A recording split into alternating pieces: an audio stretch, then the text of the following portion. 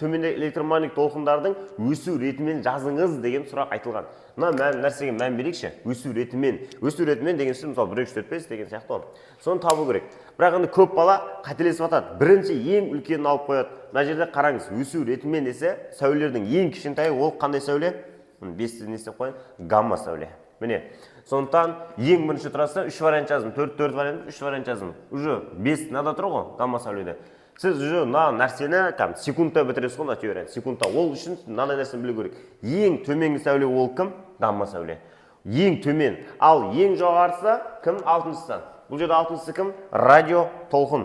Бұл ең үлкені, ал мынау ең кішкентай. Ал егер керісінше сұраса, кему ретімен дейтін болса, сіз бірінші кімдер тұрғанда қарайсыз? Мына алттан басталған қарайсыз. Көрдіңіз бе? Мына екі нәрсе бір-біріне қарама-қарсы тұр. 5-тен өсу ретімен, ал мына кему ретімен. Ал егер сұрақ дұрыс оқымайтын болсаңыз, дадан бастап әжептәуір қадалайын деп тұрсыз. Давай бас әріптерін жазайық. Бірде не тұр? Рентген сәулесі. Одан кейін екіншіде не тұр? Ультракүлгін, У. Үште кім тұр? Көрінетін жарық. 4 пен 5-те 4-те инфрақызыл. Ал анада радио толқын.